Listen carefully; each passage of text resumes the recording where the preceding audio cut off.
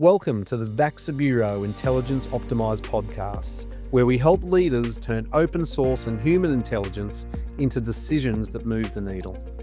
Today, we're joined by Colin Gunn, the Regional President at Delta Black Aerospace Australia, where he also has responsibility across the entire Indo-Pacific. We're exploring a practical way for the Quad nations to lift maritime security white hull first, using long-endurance, uncrewed aircraft like the Raider 330, paired to a sovereign, federated cloud so partners can share what matters without surrendering control. This episode also tracks with a clear policy signal. On the 7th of January 2025 at the National War College, United States Secretary of War Pete Hegseth gave a pitch detailing transformation of US defence procurement to get kit in the hands of warfighters faster. It's a message echoing through Allied planning, and it's central to today's discussion.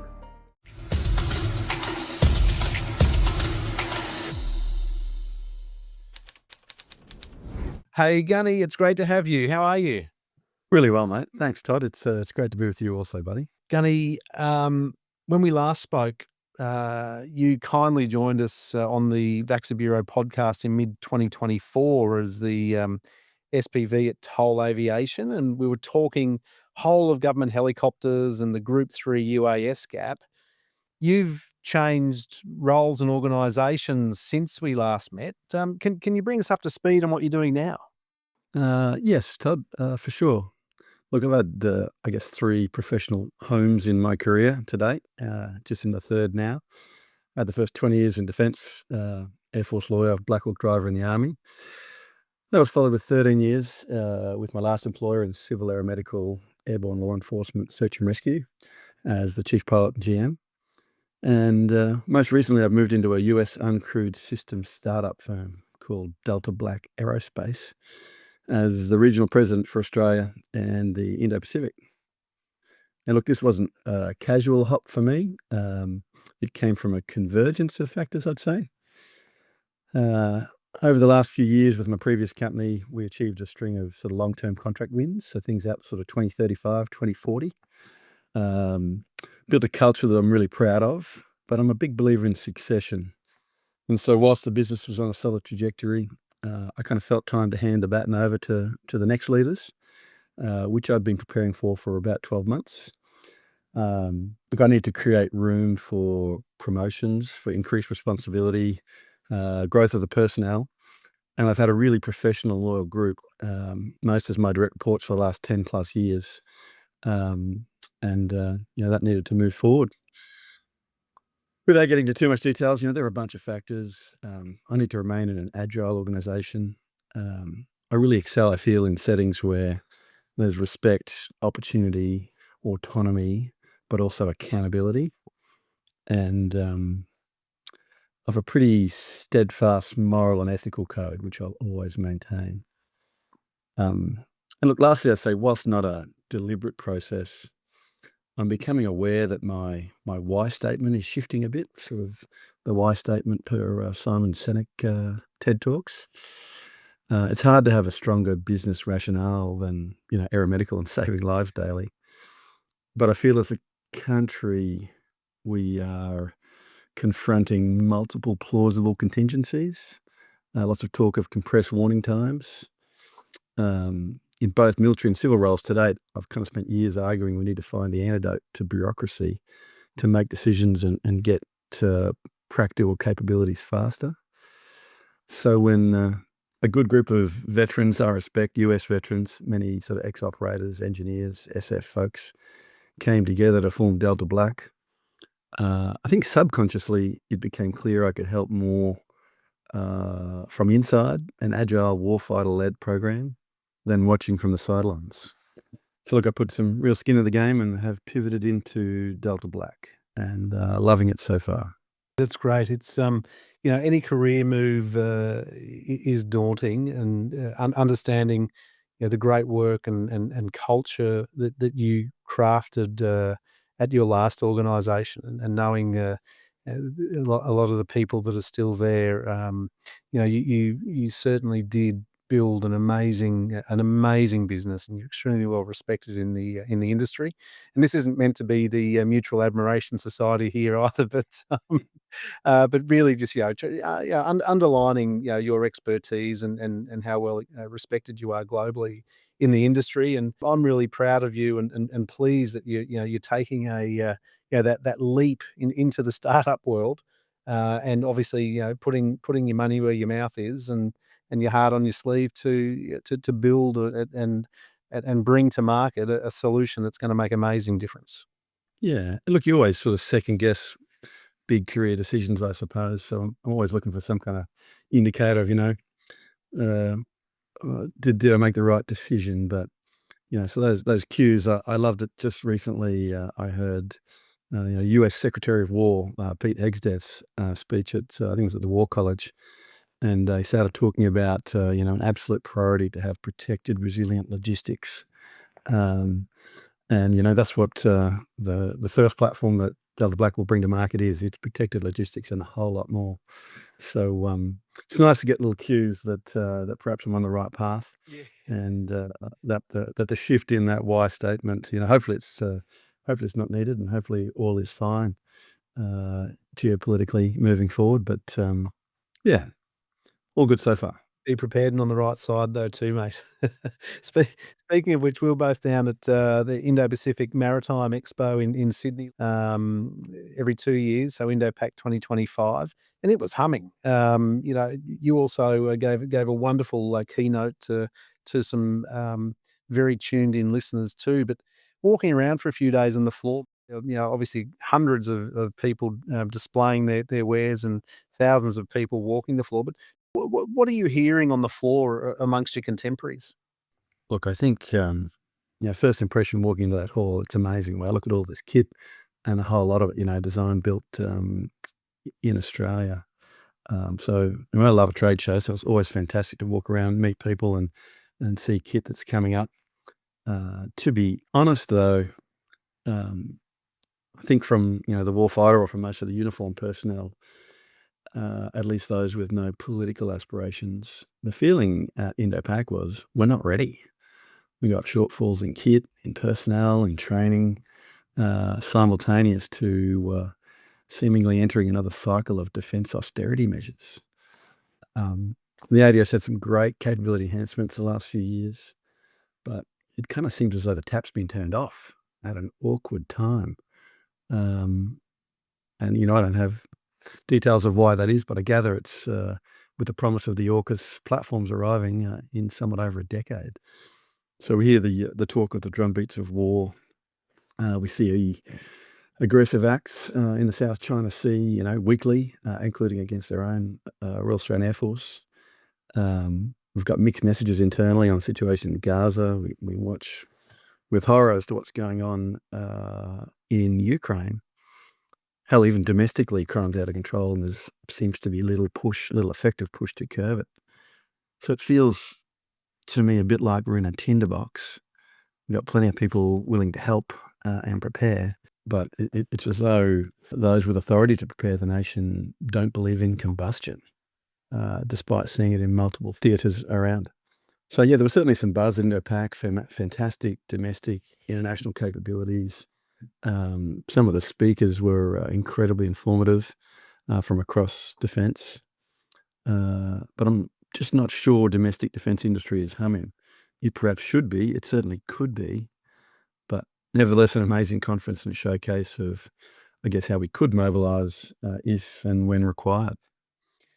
Yeah, Gunny, you're right, and there's probably a whole 'nother episode we could talk about and have with some other people and yourself around the current political situation and what's driving the spend. But the feeling I got too was that everyone's still a bit down in the mouth, and it was the same in 2023, unfortunately. So a lot of people looking offshore to other opportunities, which isn't good for us. But yeah, for Australia, we then lose capability and especially young talent coming through the ranks, great ideas and whatnot. But that's another note. You touched on something really important in relation to the caliber of speakers at Indo-Pac 2025. You gave an amazing keynote, and yours was a call for practical, scalable Quad cooperation. What was the substance of that pitch, and what gap does your proposal fill? It was certainly an interesting topic, and look, months ago when I sought to talk to it, it was, I guess, an idea, but as I developed it, it just made more and more sense. Look, I mean, everyone agrees the Indo-Pacific maritime environment is way too vast and too dynamic for, I guess, what I would call current episodic manned patrols or crewed patrols by individual nations. It's just too big to provide the persistent coverage I feel we need, and certainly which all Quad parties have agreed at the last several dialogues. As at today, the Quad partnership, US, Japan, India, Australia, we surge for an exercise here and there. We share people. Maybe you're on someone else's ship for the week, and then we drop back into our national silos. It seems like the agreed missing layer is continuous sovereign controlled awareness. So, the pitch at the hub at Indo-Pacific 2025 was Coast Guard and Border Protection agencies using long endurance Group 3 uncrewed aircraft and a sovereign controlled federated data cloud, building a persistent and fused Indo-Pacific maritime domain awareness picture. Now, that is one of the stated goals of the Quad for the last several years. But apart from some episodic one-off occurrences, it's just not happening yet. So, the model I proposed networks long endurance uncrewed systems, and look, I've targeted Group 3, sort of medium-sized, way less expensive drones but across the Quad nations, and feeding that into, what I perhaps a little ignorantly would call a federated sovereign cloud, because I'm not a data expert. That's your field, but that we can then publish a maritime sort of living picture as shared insights as opposed to raw data. That's really valuable, given the type and number of players, especially in Quad, and their capabilities. And uh, as you mentioned as well, there's a bit of a gap in information sharing, and always has been. It might be a trust thing, but this certainly goes a long way to meeting that need. Gunnar, you also in your pitch, you were really, or your keynote, you were pitching more towards Coast Guard rather than Navy first. What's the strategic logic for a white hull lead? Yeah, mate, that's a great question. And look, as I developed it, a pretty good answer. Like, that's probably something I was asking myself at the start, probably partly because, we got sovereign borders where we blend white and grey fleet. But look, what was pitched was, I guess, a bit of a gateway project. So, focused on that constabulary force because it's non-provocative. All countries have a pretty strong parapublic mission set, and I felt we could build capability and trust through guardianship, protecting each country's sovereignty, but remaining consistent with the Quad founding principles, which is pretty much, a politically neutral posture. I don't know so much about other countries, but we often default to defence forces when we think about strategic challenges in Australia. Some would accuse Australia of being too reliant on the military in any contingency kind of situation. But, it's my opinion that the centre of gravity for maritime security today, it's not just the warfighter. We've got Coast Guards, or in our context, the Border Force, Customs and Fishery Agencies, Maritime Police, Civil Aviation and Search and Rescue Authorities. And look, these folks already maintain a sovereign presence. They conduct humanitarian operations. They're providing non-escalatory deterrence, whether they know it or not. They're controlling our EEZs, enforcing maritime law, and regularly working with our regional partners. Now, these are the assets that are operating in peacetime every day, everywhere, giving, Australia, in my pitch, some continuity and legitimacy.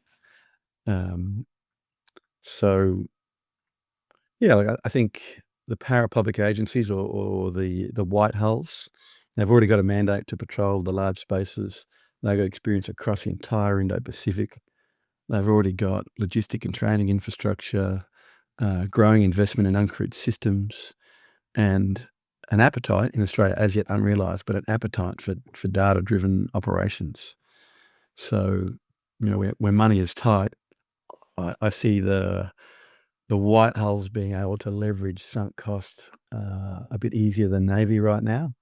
Everything pretty much exists. We just need to network it. All of the Coast Guard agencies, they've already got sort of at least Group 3 drones, and for Japan, India, and America, they've also got Group 4 assets. So, big sort of $200 million plus drones supporting the Coast Guard.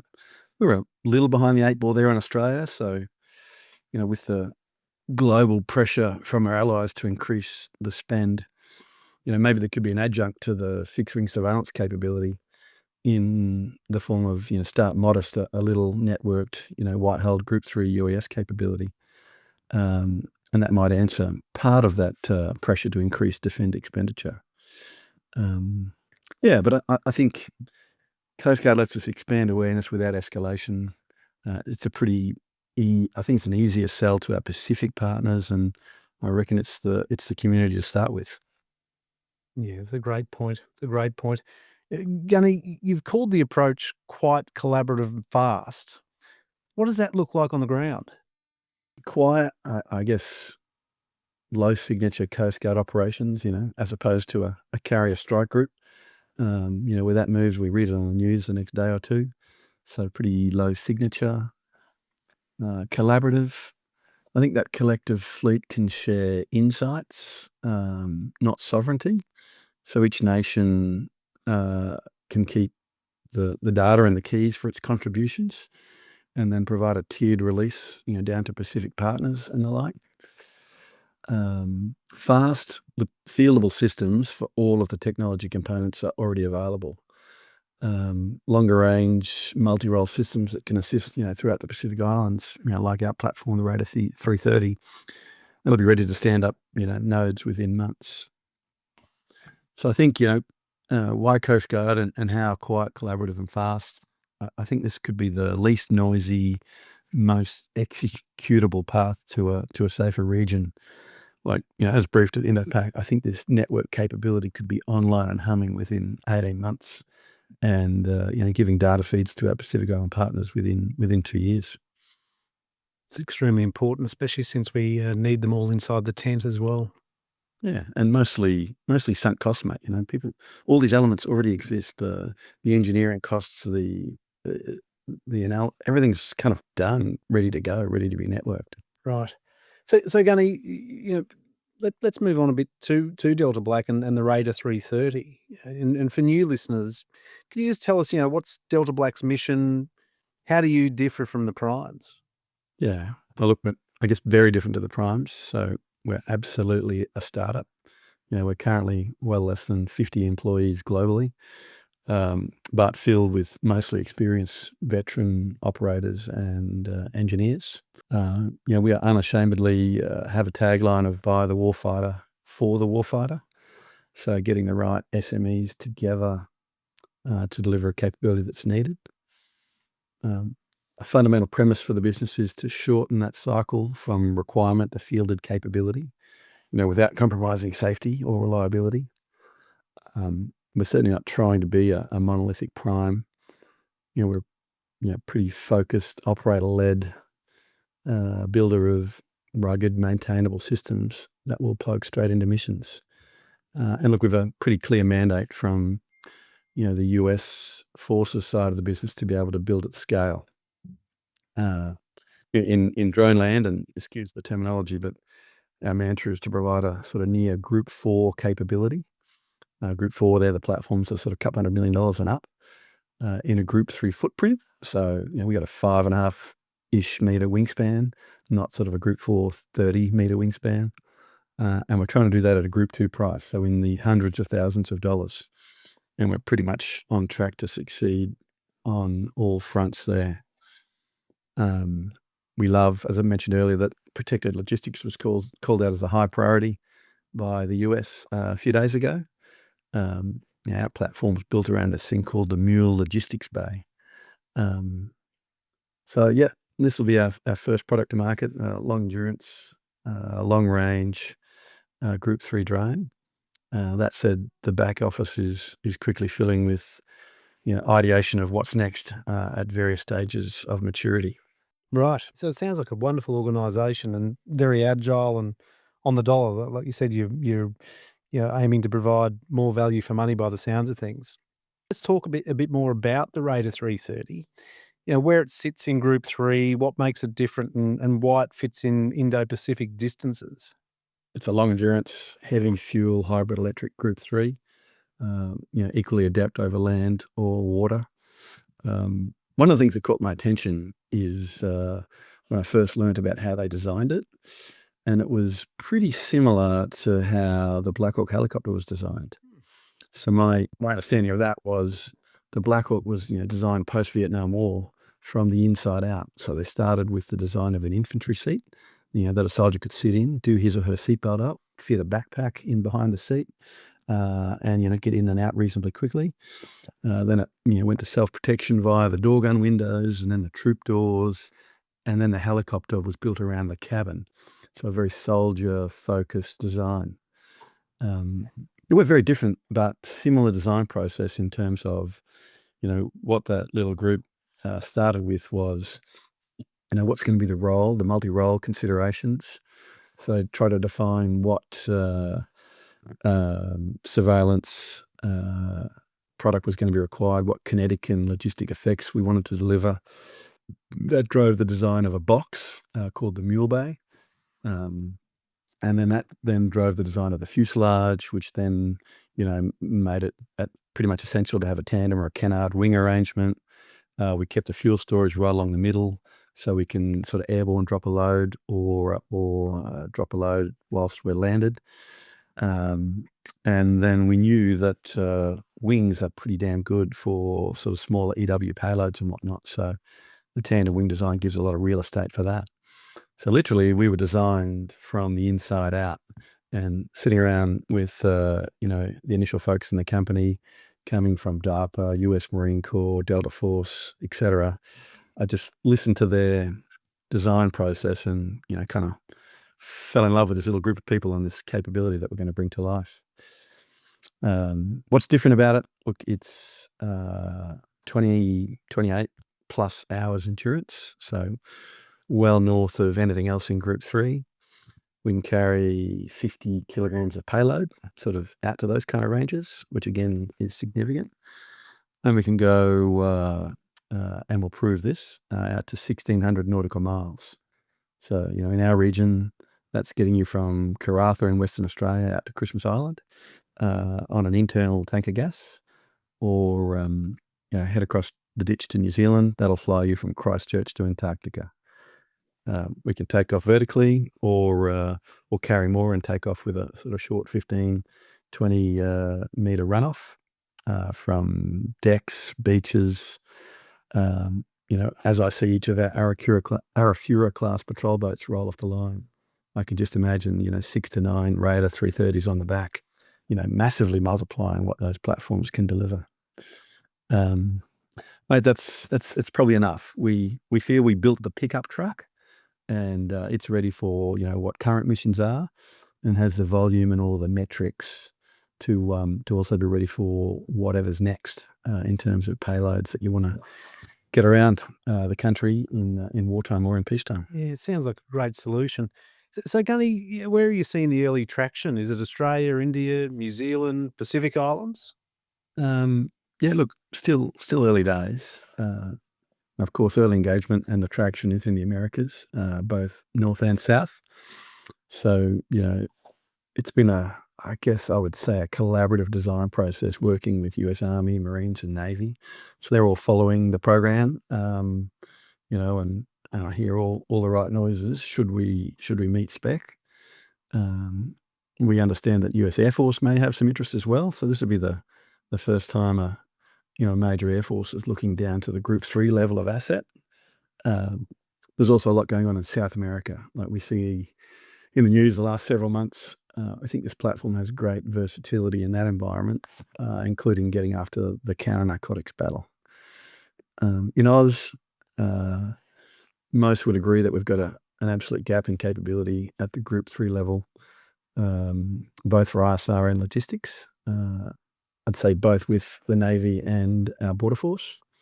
Now, there's no formal program of record as yet for that. Navy lost their funding under C-129, but we're hoping that the combination of the gap and this platform and that mantra of Group 4 capability, Group 3 footprint, Group 2 price might get us across the line locally. Mate, you're aware that Border Force is currently in market for the national surveillance.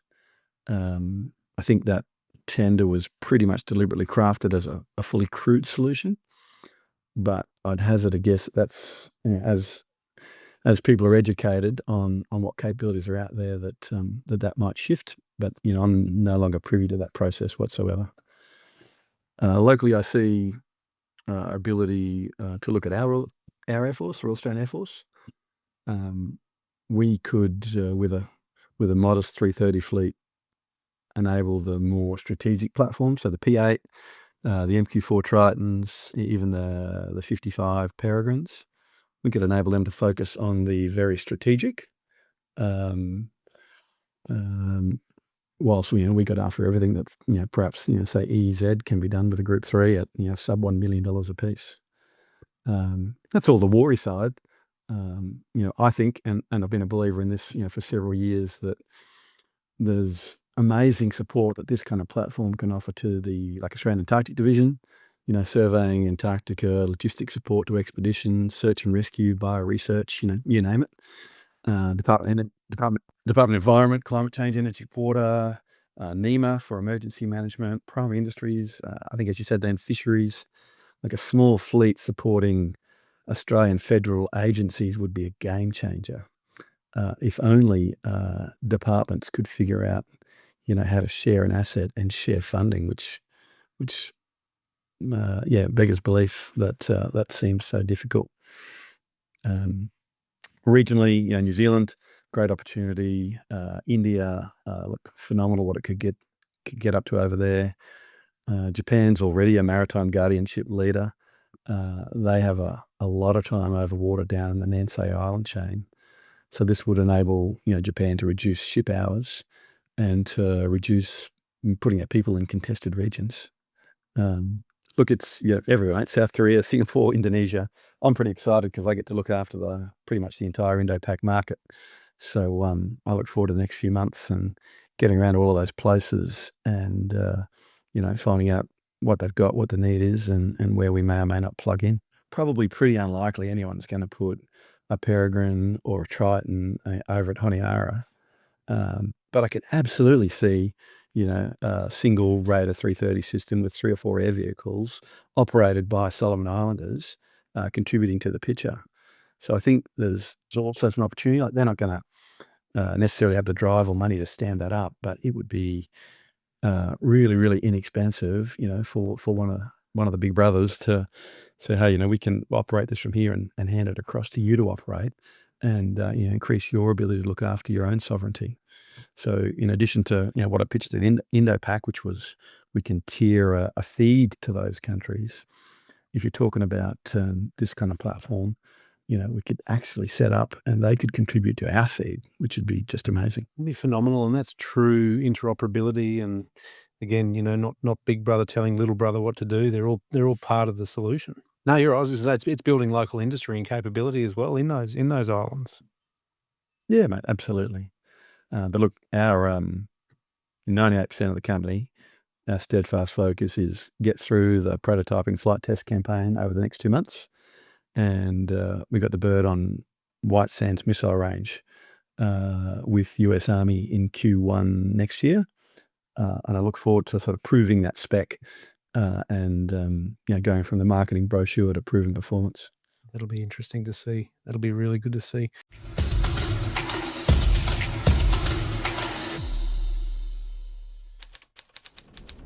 If this conversation helps, give the show a quick rating on Spotify, Apple, or your platform of choice. It really does move the needle.